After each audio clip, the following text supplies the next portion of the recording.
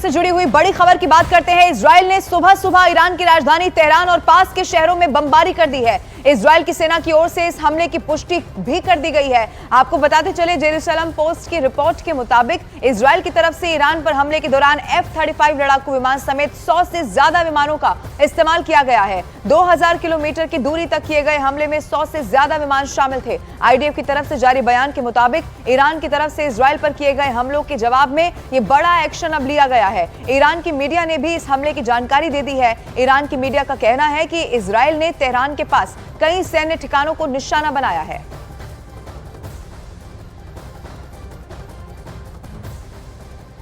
In response to months of continuous attacks from the regime in Iran against the state of Israel, right now, the Israel Defense Forces is conducting precise strikes on military targets in Iran.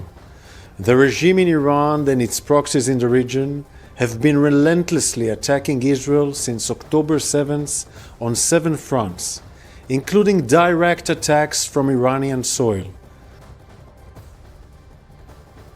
और इस बीच एक और बड़ी खबर आपको बता दें, Iran पर हुए इजरायली हमले की जानकारी अमेरिकी राष्ट्रपति जो बाइडेन तक भी पहुंचा दी गई है। उधर इस हमले की नेतन्याहू पूरी की पूरी मॉनिटरिंग खुद कर रहे हैं, जबकि ईरान ने दावा कर दिया है कि उसने इजरायल की मिसाइलों को तेहरान में गिरने से पहले ही रोक दिया है।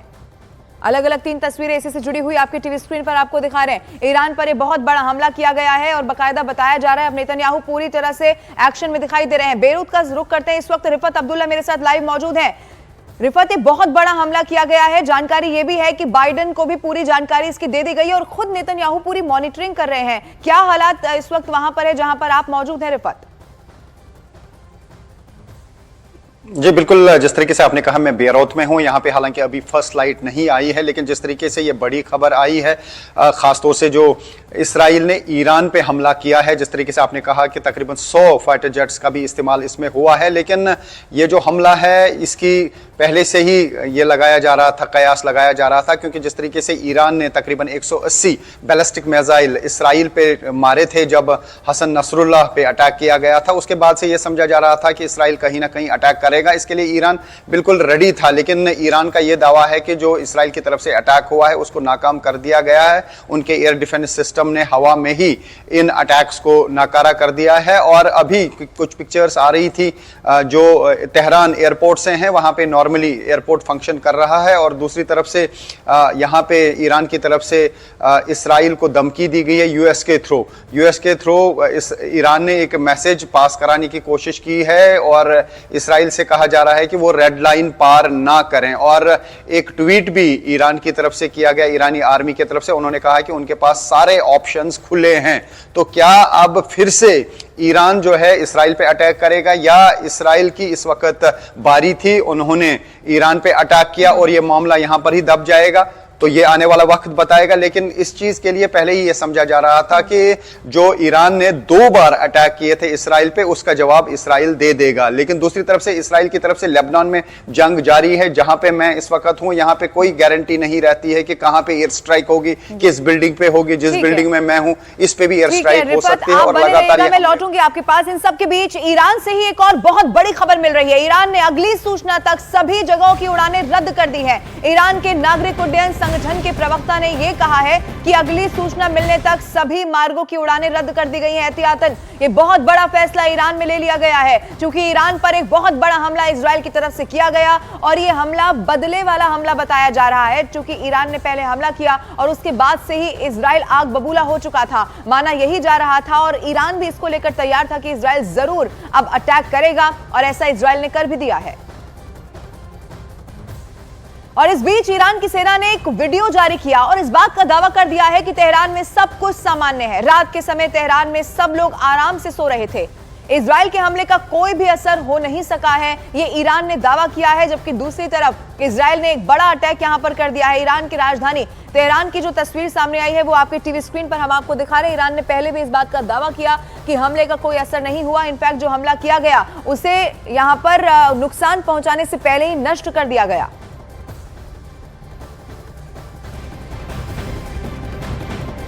और महायुद्ध से जुड़ी हुई एक और बड़ी खबर मिल रही है। इजराइल ने सीरिया पर भी अटैक कर दिया है। सीरिया में कई सैन्य ठिकाने ऐसे हैं जिसको इजराइल ने निशाना बनाया है। सीरिया के दक्षिण पूर्व इलाके में यह हवाई हमला किया गया है। तो एक तरफ इजराइल की तरफ से बहुत बड़ा हमला ईरान में किया गया, हालांकि बताया गया, ईरान की तरफ से दावा किया गया कि इस हमले का कोई असर नहीं हुआ, लेकिन दूसरी तरफ इजराइल ने सीरिया पर भी बड़ा हमला कर दिया है। सीरिया में कई सैन्य ठिकाने ऐसे हैं जिनको चुन चुनकर इजराइल की तरफ से निशाना बनाया गया है। सीरिया के इस दक्षिण पूर्व इलाके में बहुत बड़ा हमला इजराइल ने कर दिया है।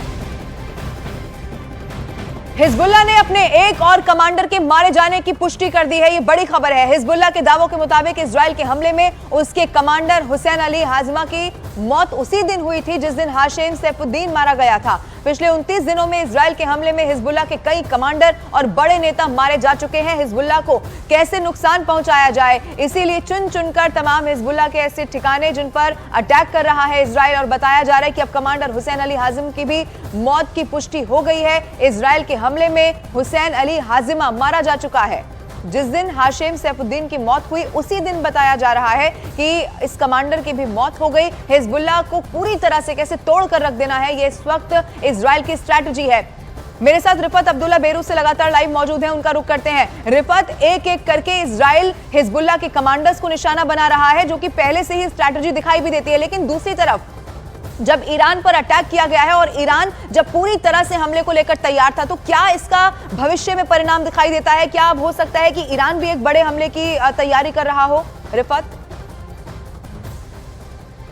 देखिए, देखना होगा। जिस तरीके से अब ये समझा जा रहा था कि इस बार हमले की बारी जो है वो इसराइल की है, क्योंकि ईरान ने इसराइल पे अटैक किया था, 2 बार किया था। क्या ये उसका रिटालिएशन है और यहाँ पे ही ख़त्म हो जाएगा, ये तो कहना मुश्किल है। लेकिन जिस तरीके से एयर स्पेस भी बंद कर दी गई है इराक की तरफ से भी और ईरान की तरफ से भी, तो हो सकता है कि उनको लग रहा हो कि एस्केलेशन बढ़ जाएगी। लेकिन इसराइल के लिए बड़ा चैलेंज है, क्योंकि ये चौथा फ्रंट होगा। जिस तरीके से आपने भी कहा कि सीरिया पे भी हमला किया है इसराइल ने, और दूसरी तरफ से लेबनान में हमले चल रहे हैं, तीसरी तरफ से जो है हमास के साथ उनकी जंग है, और अब अगर ईरान के साथ भी ये फ्रंट खोलेंगे तो क्या ये फिर नाटो फोर्सेस वर्सेस ईरान के जो समर्थक देश है, क्या उनके खिलाफ होगा? तो फिर साफ तौर से ये थर्ड वर्ल्ड वार हो सकता है, क्योंकि हो सकता है चाइना भी इसमें घुसे, रूस भी इसमें घुसे, और हो सकता है कि रूस की तरफ से ईरान को मदद फराहम हो और दूसरी तरफ से इसराइल को नाटो फोर्सेस की बैकिंग हो, क्योंकि नाटो फोर्सेस की तरफ से एक स्टेटमेंट जारी किया गया है और कहा गया है कि नाटो फोर्सेस इसराइल के साथ हैं, और अगर ईरान की कोई देश मदद करेगा तो वो नाटो फोर्सेस का दुश्मन होगा। तो दूसरी तरफ से ईरान ने एक मैसेज यूएस को भेजा है और कहा है कि वो इसराइल को कहें कि वो रेड लाइन पार ना करें, यानी ईरान इस वक्त जंग नहीं चाहता है। हो सकता है कि इसराइल जंग चाह रहा हो, तो क्या नाटो फोर्सेस की पूरी सपोर्ट या पूरी बैकिंग उनके साथ है, ये अभी कह पाना मुश्किल है। लेकिन नाटो फोर्सेस का ये मेंबर है इसराइल, क्योंकि मालूम है आपको रूस और यूक्रेन के दरमियान भी जंग चल रहा है, क्योंकि यूक्रेन जो है वो नाटो फोर्सेस का मेंबर नहीं है, तो इसलिए रूस को पूरी मदद नाटो फोर्सेस नहीं कर रहे हैं। लेकिन इसराइल जो ये इजराइल ने हमला किया है, भविष्य में इसके परिणाम और घातक साबित हो सकते हैं। रिफत, आप नजर बना के रखिए। फिलहाल बहुत शुक्रिया तमाम जानकारी और तस्वीरें दर्शकों तक पहुंचाने के लिए। आगे बढ़ते हुए एक और बहुत बड़ी खबर, लेबनान से इजराइल पर एक बार रॉकेट से हमला किया गया है। आपको बता दें, रॉकेट उत्तरी इजराइल पर दागे गए हैं। इस हमले में 2 लोगों की मौत का बड़ा दावा किया जा रहा है। दावा यह है कि हिजबुल्लाह के लड़ाकों ने इजराइल पर 4 रॉकेट दागे थे, जिससे उस इलाके में बहुत बड़ी तबाही हो गई है। एक बार फिर से यहां पर रॉकेट अटैक किया गया है। ये रॉकेट उत्तरी इजराइल पर दागे गए हैं और इस हमले में नुकसान का भी दावा है। 2 लोगों की मौत का दावा इस वक्त किया जा रहा है। हिजबुल्लाह के लड़ाकों ने इजराइल पर 4 रॉकेट दागे थे। चूंकि इजराइल भी हिजबुल्लाह के ही तमाम ठिकाने जिनको चुन चुनकर निशाना बना रहा है, अब इधर से हिजबुल्लाह की तरफ से भी बड़ा पलटवार कर दिया गया है। इसी तरह इजराइल से जारी हमलों के बीच ग्रीस से मदद की खेप लेबनान पहुंच गई है। बताया जा रहा है कि ग्रीस से 3 टन मानवीय सहायता लेबनान भेजी गई है, जिसमें दवाइयां और कई जरूरी सामान भी शामिल है। बेरूत के अधिकारियों के मुताबिक इजराइल के हमले में लेबनान में अब तक 2500 लोगों की मौत हो चुकी है और लाखों लोग ऐसे हैं जो घायल हुए हैं। वहां पर खाने पीने के सामान की बहुत ज्यादा परेशानी देखने को मिली, इसीलिए अब एक बड़ी खेप भी पहुंच चुकी है। और महायुद्ध से जुड़ी हुई एक और बड़ी खबर है, इजराइल की डिफेंस फोर्स ने हिजबुल्लाह के ठिकानों पर हमले का बड़ा दावा किया है। आईडीएफ ने इस हमले का एक वीडियो बाकायदा जारी कर दिया है और इजराइल का दावा यह है कि उसके जवानों ने उत्तरी बेका को पार करते हुए जौसी सीमा में हिजबुल्लाह के ठिकानों पर जबरदस्त अटैक कर दिया है। इसी अटैक की जो तस्वीर है, वीडियो है, वो जारी भी कर दिया गया है। लेबनान से जारी हमलों के बीच इजराइल की सेना ने एक और बड़ा दावा किया है। इजराइल की सेना का दावा है कि उसने लेबनान की सीमा से आए ड्रोन को मार गिराया और इससे कोई भी नुकसान नहीं हुआ है और ना ही हवाई हमले का कोई सायरन यहां पर बच सका है। आईडीएफ की तरफ से इस हमले का वीडियो बाकायदा अब जारी किया गया। इधर इजराइल ने हिजबुल्लाह के खिलाफ अब स्मार्ट बम का इस्तेमाल करना शुरू कर दिया है। अंधाधुंध हमलों के बीच स्मार्ट बम के इस्तेमाल ने लेबनान में कहर ला दिया है। दूसरी तरफ हिजबुल्लाह के कमांडर लगातार मारे जा रहे हैं, लेकिन इजराइल के खिलाफ पलटवार भी कर रहे हैं। लेबनान से जो रिपोर्ट आ रही है वो दिल दहला देने वाली है, आप भी देखिए। יש בטהרן אלה שלא מבינים זאת.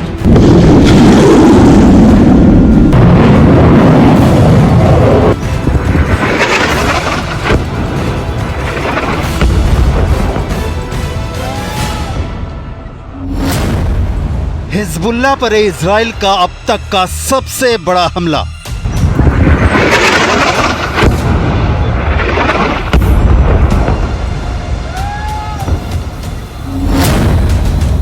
सिर्फ 2 सेकंड में जमींदोज हो गई बहुमंजिला इमारत।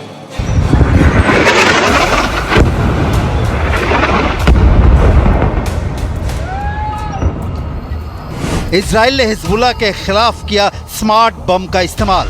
आपको आगे दिखाएंगे इजराइल ने क्यों शुरू किया हिजबुल्लाह के खिलाफ स्मार्ट बम का इस्तेमाल, कितना खतरनाक होता है स्मार्ट बम और कैसी भयंकर होती है स्मार्ट बम से तबाही।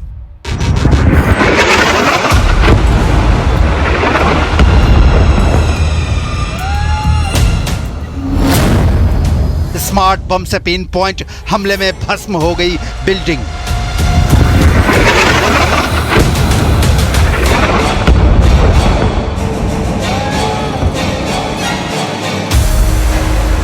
हिजबुल्लाह पहले ईंट दर ईंट बिखरा, अब दीवार दर दीवार ढह रहा है। इजराइल डिफेंस फोर्स ने हिजबुल्लाह के खिलाफ अब तक का सबसे बड़ा ऑपरेशन छेड़ दिया है। इजराइल के हमलों ने बैरूत को निढाल कर दिया है। इस तस्वीर को देखिए। तस्वीर नंबर 1। घुप अंधेरा है, कहीं कोई आदमजात नजर नहीं आ रहा। तभी एक के बाद एक धमाके होने लगते हैं। सोता शहर मौत और मातम में घुटने लगता है। चीख गले में दुबक जाती है, सिसकियां शोर नहीं बन जाए और इजरायली सेना कहीं सुन न ले, लिहाजा वो भी खामोश हो जाती है। बच जाता है सिर्फ धुआं। बैरूत के आसमान पर मौत का परचम लहराता काला धुआं। तस्वीर नंबर 2। लेबनान की राजधानी बैरूत से इजराइल की एयर स्ट्राइक की रोंगटे खड़े कर देने वाली तस्वीरें आई हैं। ये स्ट्राइक बैरूत के दक्षिणी इलाके में की गई। दावा किया जा रहा है कि इजराइल की तरफ से इस दौरान 12 हमले किए गए और तस्वीरों में आप देख सकते हैं कि इजराइल की एयर स्ट्राइक कितनी भयानक थी। तस्वीर नंबर 3। बैरूत के जनाह इलाके में इजरायली सेना ने एयर स्ट्राइक की, जिसमें 30 लोगों की मौत हो गई, 60 से ज्यादा लोग जख्मी हो गए। तस्वीर नंबर 4। हमास की तरह हिजबुल्लाह भी अपने माल असबाब जिन सुरंगों में छिपा कर रखता है, इजराइल डिफेंस फोर्स अब उन्हें निशाना बना रही है। इन सुरंगों पर हमले से हिजबुल्लाह के हथियारों की ताकत का अंदाजा लगता है। आईडीएफ ने टनल को नष्ट करते वीडियो भी जारी किया है। तस्वीर नंबर 5। इजराइल के हमलों के बाद पूरे शहर में अलग अलग जगहों से धुएं का गुबार निकलता दिखाई दे रहा है। इस खतरनाक स्थिति के बीच आप बैरूत इंटरनेशनल एयरपोर्ट से एक प्लेन को टेक ऑफ करते देख सकते हैं। लेबनान के आधिकारिक सूत्रों के मुताबिक अब तक इजराइल के हमलों में 2500 से ज्यादा लोगों की मौत हो चुकी है, जबकि 15 लाख से ज्यादा लोग विस्थापित हो चुके हैं। इस वक्त इजराइल के हमलों की वजह से लेबनान भयानक मुसीबत में है। तस्वीर नंबर 6। लेबनान की स्टेट मीडिया की रिपोर्ट के हवाले से सनसनीखेज खबर आई है। दावा किया जा रहा है कि इजराइल के हमलों में 3 पत्रकारों की मौत हो गई है। बताया जा रहा है कि पूर्वी लेबनान के हसबाया में एक होटल में स्ट्राइक की गई। इसी स्ट्राइक में 3 पत्रकार मारे गए। लगातार जो है एयर स्ट्राइक्स की जा रही है इजरायली फोर्सेस की तरफ से। हालांकि हिजबुल्लाह की तरफ से भी लगातार नॉर्थ इसराइल पर हमले किए जा रहे हैं, लेकिन ये पहला अटैक है जर्नलिस्ट्स पे। और ये हसबिया एरिया है, ये साउथ लेबनान में पड़ता है और वहाँ पर काफ़ी सारे जर्नलिस्ट रुके हुए हैं और इस होटल में भी काफ़ी सारे जर्नलिस्ट रुके हुए थे और इस होटल पे अटैक किया गया। और फिलहाल डिटेल यही आ रही है कि 3 जर्नलिस्ट की मौत हुई है और काफ़ी सारे जो हैं वो घायल हुए हैं जिन्हें हॉस्पिटल पहुंचाया गया। तस्वीर नंबर 7। हिजबुल्लाह पूरा लेबनान नहीं है, लेकिन इजराइल के हमलों से पूरा लेबनान खौफ में है। इजराइल के हमलों में संयुक्त राष्ट्र के रिलीफ सेंटर भी तबाह हो रहे हैं और आम लोगों की जान भी जा रही है। तस्वीर नंबर 8। रदवान फोर्स के बारे में आपने पहले भी सुना होगा। इजराइल ने ताज़ा हमले में रदवान फोर्स के कमांडर अदनान मसलम को मार डाला है। अदनान मसलम के बारे में कहा जा रहा है कि वो इजराइल के खिलाफ कई रॉकेट हमलों को अंजाम दे चुका था, इसीलिए हिजबुल्लाह के बीच अदनान मसलम को रॉकेट मैन के तौर पर जाना जाता था। וכנראה יש בטהרן אלה שלא מבינים זאת.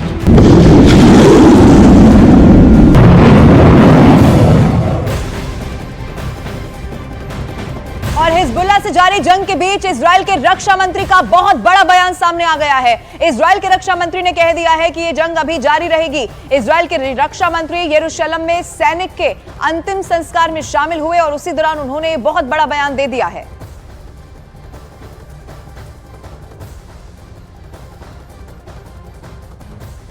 बेरूत में जहां जहां इजराइल के हवाई हमले हुए हैं वहां वहां भयानक तबाही की तस्वीरें देखने को मिली है। आलम यह हो चुका है कि लोग दर दर भटकने और सुरक्षित ठिकाना तलाशने को मजबूर हो चुके हैं। न्यूज़ 18 इंडिया के संवाददाता रिफत अब्दुल्ला ने एक शेल्टर होम से लोगों की बेबसी का हाल भेजा है, दिखाते हैं आपको।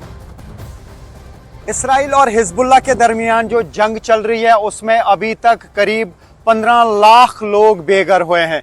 2500 से ज्यादा की मौत हुई है, 12,000 से ज्यादा अभी तक जख्मी हुए हैं। और मैं इस वक्त एक रिलीफ कैंप में हूं और मैं अंदर दिखाऊंगा कि यहाँ पे रिलीफ कैंप के अंदर जो है जिस तरीके से यहाँ पे अरेंजमेंट्स किए जा रहे हैं, लेकिन लगातार लोग जो हैं वो बेघर होते जा रहे हैं। ये आप देख सकते हैं, ये रिलीफ कैंप्स यहाँ पे कायम किए गए हैं, इनके लिए छोटे छोटे रूम बनाए गए हैं और यहाँ पे कई संस्थाएं आगे आई हैं, कई ऑर्गेनाइजेशंस आगे आई हैं जो अब इन लोगों का ख्याल यहाँ पे रख रहे हैं। ये पूरा कैंप जो है यहाँ पे बनाया गया है और ये आप देख सकते हैं कितने सारे लोग जो हैं वो मुतासिर हुए हैं इस जंग की वजह से। एक बड़ी तादाद लोगों की मुतासिर हुई है जो इन कैंप्स में अब रहते हैं। काफ़ी जगहों पे इस तरीके के रिलीफ कैंप्स लेबनान में कायम किए गए हैं। जो लोग गुजारा है उनका, जो लोग एफर्ट कर पाते हैं वो होटल्स में रह रहे हैं, लेकिन जो ज़्यादा एफर्ट नहीं कर पाएंगे वो इस तरीके के रिलीफ कैंप्स में यहाँ पे दिख रहे हैं। और बड़ी तादाद आए रोज़ मुतासिर हो रही है। जहाँ जहाँ पे भी इसराइली फोर्सेस की तरफ से बमबारी की जा रही, उन इलाकों को खाली किया जा रहा है और अब उन्हें रिलीफ कैंप्स में रखा जा रहा है। ख़ास तौर से जो बच्चे हैं, आप देख सकते हैं बच्चे बहुत ज़्यादा मुतासिर हुए हैं। इजराइल और हिजबुल्लाह के दरमियान ये जो जंग चल रही है इसमें सबसे ज़्यादा मुतासिर लोग हुए हैं लेबनान में। अभी तक जो डिटेल्स हैं करीब 15 लाख लोग बेघर हुए हैं। कुछ लोगों के घर पूरी तरह से बर्बाद हुए हैं और काफ़ी सारे ऐसे एरियाज़ हैं जिन एरियाज़ में अब कोई नहीं रहता है। जो लोग एफर्ट कर पाते हैं वो होटलों में रहते हैं, लेकिन एक बड़ी तादाद लोगों की रिलीफ कैंप्स में है। मैं दिखाने की कोशिश करूंगा कि किस तरीके से आप रिलीफ कैंप्स में हैं। तो यहाँ पे आप देख सकते हैं ये वो लोग हैं जो बेघर हुए हैं, इनकी एक बड़ी तादाद है। 15 लाख के करीब लोग बेघर हुए हैं। अब काफ़ी सारी ऑर्गेनाइजेशन सामने आई हैं जिन्होंने कुछ शेल्टर्स, टेम्परेरी शेल्टर यहाँ पे कायम किया है, कैंप्स यहाँ पे कायम किया है जहाँ पे इन्हें रखा जा रहा है, खाने पीने की चीज़ें दी जा रही हैं। लेकिन आए रोज़ डिस्प्लेस्ड लोगों की तादाद बढ़ रही है, यानी आए रोज़ ज़्यादा से ज़्यादा लोग बेघर हो रहे हैं, क्योंकि जहाँ जहाँ पे भी बॉम्बिंग हो रही है, जहाँ जहाँ पे भी एयर स्ट्राइक्स हो रही हैं, वहाँ पर लोग उन इलाकों को छोड़कर इन कैंप्स की तरफ अब आ रहे हैं। काफ़ी सारे कैंप स्कूल्स में बनाए गए, काफ़ी सारे कैंप जो है वो गवर्नमेंट बिल्डिंग्स में बनाए गए, लेकिन काफ़ी सारे एरियाज़ जो हैं, जैसा कि ये एक बड़ा कैंप है जो सी साइड का है, तो यहाँ पर भी काफ़ी सारे लोगों को रखा जा रहा है, जो मैं दिखाने की कोशिश कर रहा हूँ। और अब हम आपको रदवान फोर्स के बारे में बताने जा रहे हैं कि आखिर ये है क्या, हिजबुल्लाह के लिए ये कितना अहम है और आखिर हिजबुल्लाह ने रदवान फोर्स को कौन सा काम सौंप रखा है। रदवान फोर्स की कुछ और डिटेल आपको जरूर देखनी चाहिए। रदवान फोर्स हिजबुल्लाह की स्पेशल यूनिट है। इस यूनिट का काम इजरायली क्षेत्र में घुसपैठ करना है, खास तौर से गलीली इलाके में नागरिक समुदायों पर कब्जा करना है। रदवान फोर्स यूएवी का इस्तेमाल करने में महारत रखता है। ऐसा करके ये फोर्स इजरायली लक्ष्यों के खिलाफ खुफिया अभियान चलाता है। इसराइल हिजबुल्लाह की हर तरह की ताकत से वाकिफ है। इसराइल को यह भी पता है कि हिजबुल्लाह के चीफ हसन नसरुल्लाह से लेकर हाशिम सैफुद्दीन तक के मारे जाने के बाद इस वक्त हिजबुल्लाह का कौन सा कमांडर कहां पर है, इसराइल के खिलाफ क्या प्लान बना रहा है। इसराइली फोर्सेस को यह भी पता है कि हिजबुल्लाह इस वक्त जिस रफ्तार से रॉकेट दाग रहा है वो कितने दिनों तक ऐसा जारी रख सकते हैं। इजराइल डिफेंस फोर्स हिजबुल्लाह के खिलाफ हमलों में तेजी ला रहा है। इस तेजी के पीछे का कारण है ईरान को टारगेट करना।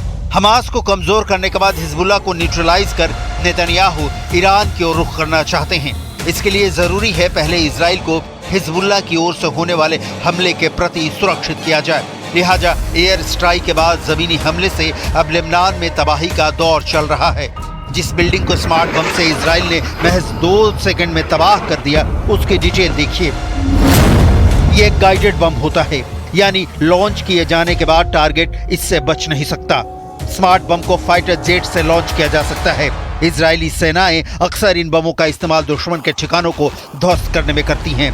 जिससे स्मार्ट बम से बिल्डिंग गिराई गई उसे 2000 पाउंड वजनी बताया जा रहा है, जिसमें इजराइल निर्मित गाइडेड किट स्पाइस लगी हुई थी। स्पाइस किट इसलिए लगाई जाती है ताकि बम टारगेट पर ही जाकर गिरे।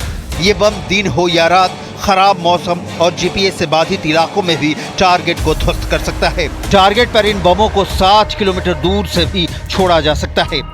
इजराइल के लगातार हमलों के बावजूद हिजबुल्लाह सरेंडर करने के लिए तैयार नहीं है। हिजबुल्लाह ने 120 रॉकेट हमले से इजराइल को दहलाया है।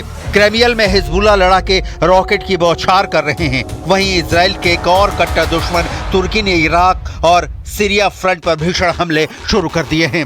हिजबुल्लाह के पास ना तो हथियारों की कमी है और ना ही लड़ाकों की। हिजबुल्लाह इस वक्त इसराइल के खिलाफ 100 से 150 रॉकेटों का रोजाना इस्तेमाल कर रहा है, जबकि कहा जाता है कि हिजबुल्लाह चाहे तो एक दिन में 1000 रॉकेट इसराइल पर बरसा सकता है। हिजबुल्लाह के पास मिसाइल भी हैं जो इसराइल में तबाही ला सकते हैं, लेकिन हिजबुल्लाह इनका भी इस्तेमाल बहुत ही तेजी से नहीं कर रहा है। इसकी एक बड़ी वजह यह भी है कि हिजबुल्लाह इस युद्ध को लंबा खींचना चाहता है।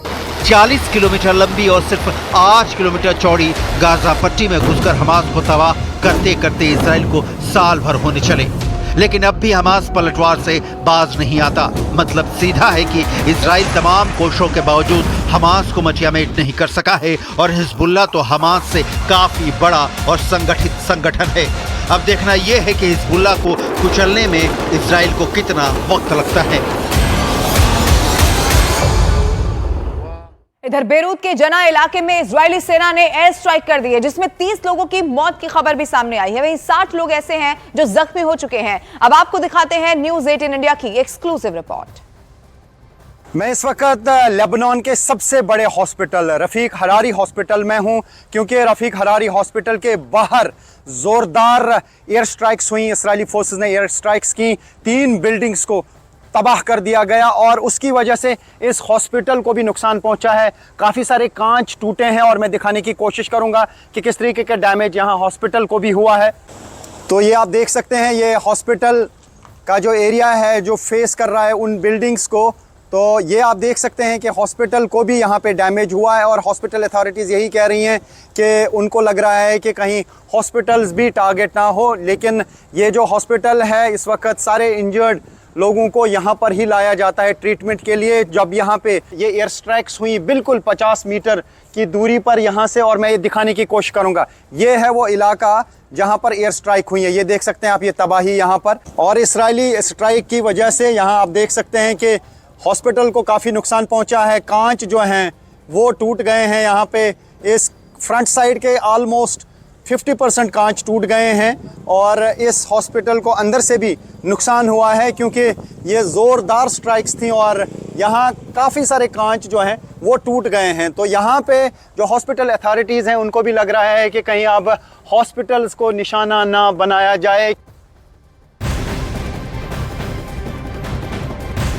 एक तरफ ईरान पर बड़ा हमला हुआ है और दूसरी तरफ लेबनान में भी इजराइल का हिजबुल्लाह के खिलाफ ऑपरेशन चल रहा है। इजराइल ने दक्षिणी लेबनान में सीमा के पास के गांव में हमला कर दिया है। खियाम और कफर किला को निशाना बनाया गया है। वहीं लेबनान की राजधानी बेरूत के पास भी लगातार हमले किए जा रहे हैं। बेरूत के दक्षिण में हिजबुल्लाह का गढ़ है और इजराइल वहां लगातार हमले कर रहा है। तो ये बहुत बड़ी खबर है। लेबनान में इजराइल की सेना के हमले लगातार जारी हैं। इधर दक्षिण लेबनान में सीमा के पास गांव पर हमले किए गए हैं। बेरूत के दक्षिण में भी इजराइल ने अटैक किया है। अलग अलग जगहों पर जो हिजबुल्लाह के खास तौर पर ठिकाने हैं उनको इजराइल निशाना बना रहा है और दूसरी तरफ ईरान पर भी बड़ा पलटवार कर दिया गया है इजराइल की तरफ से। अलग अलग दो तस्वीरें आपके टीवी स्क्रीन पर आप देखिए। लेबनान सीमा के पास एक तरफ इजराइल की तरफ से अटैक किए जा रहे हैं। दो गांव में ये बड़ा हमला किया गया है, वहां पर नुकसान पहुंचा है इस बात का भी दावा है और दूसरी तरफ हिजबुल्लाह इस वक्त इजराइल के टारगेट पर है। इस बीच इजराइल डिफेंस फोर्स और इजराइल सिक्योरिटी अथॉरिटी के साझा अभियान में नुखबा कमांडर अबू इत्वी को मार गिराया गया है। बताया जा रहा है कि अबू इत्वी 7 अक्टूबर 2023 को इजराइल पर हुए हमले का आरोपी था और उसके ऊपर लोगों की हत्या का भी आरोप था। जानकारी यह भी मिली है कि अबू इत्वी ने दक्षिण इजराइल के एक बॉम्ब शेल्टर में हमले की अगुवाई की थी। सिर्फ इतना ही नहीं है, अबू इत्वी जो है वो इजराइल डिफेंस फोर्स के खिलाफ युद्ध की शुरुआत से अभी तक पूरी तरह से एक्टिव था और हमलों को अंजाम भी यही दे रहा था।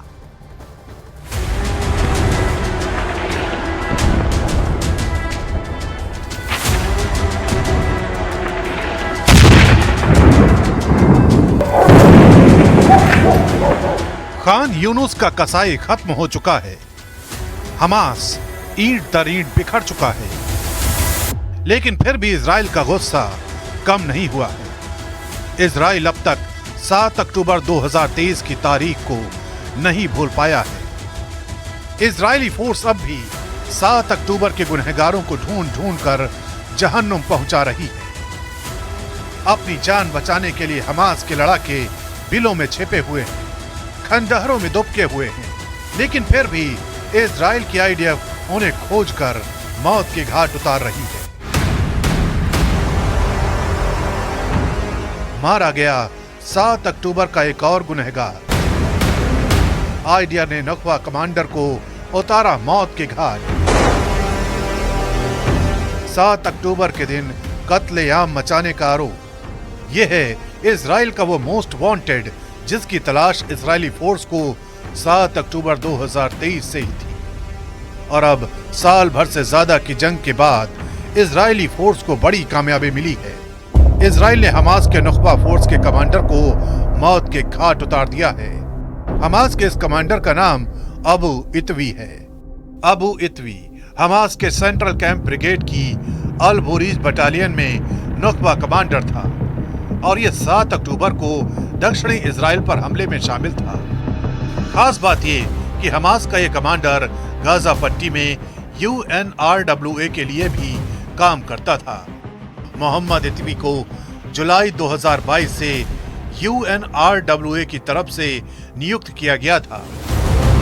הערב אנחנו מאשרים כי בתקיפה משותפת של צה"ל ושב"כ חיסלנו אתמול את מחבל הנוח'בה שפיקד על הטבח במיגונית רעים, בה נרצחו וממנה נחטפו ישראלים, בהם נערות ונערים שהיו במסיבת הנובה.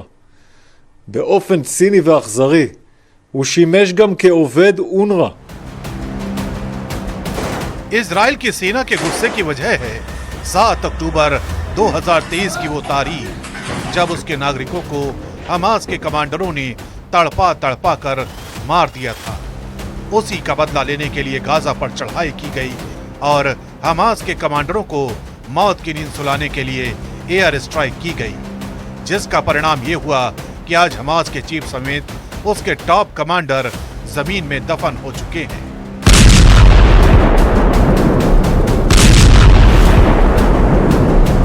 इजराइल की सेना ने हमास चीफ याहिया सिनवार समेत उसके टॉप कमांडरों को ढेर कर दिया है। इजराइल की सेना के मुताबिक हमास के सारे कमांडर गाजा में अलग अलग जगहों पर छिपे थे। इन सब का खात्मा इजराइल की सेना ने अलग अलग हमलों में कर दिया। इसके साथ ही 31 जुलाई को इस्माइल हानिया की तेहरान यात्रा के दौरान हत्या कर दी गई, जबकि 1 अगस्त को हमास नेता मोहम्मद दईफ को मौत के घाट उतारने का दावा किया गया। मोहम्मद दईफ साल 2000 से ही इजराइल की सेना की हिट लिस्ट में था। इजराइल की सेना ने 30 सितंबर 2024 को हमास के नेता फतह शरीफ को खत्म करने का दावा किया। 2 जनवरी 2024 को ड्रोन हमले में हमास के डिप्टी चीफ सालेह अल अरौरी की मौत हुई, जबकि 10 मार्च को मध्य गाजा के नुसेरात में एक सुरंग में हमले के दौरान हमास के डिप्टी सैन्य कमांडर मारवान इस्सा को मारा गया। मारवान इस्सा मोहम्मद दईफ और सिनवार के साथ इजराइल के लिए मोस्ट वांटेड लिस्ट में था और इस्सा के साथ ही हमले में हमास का सीनियर कमांडर गाजी अबू तामा भी मारा गया।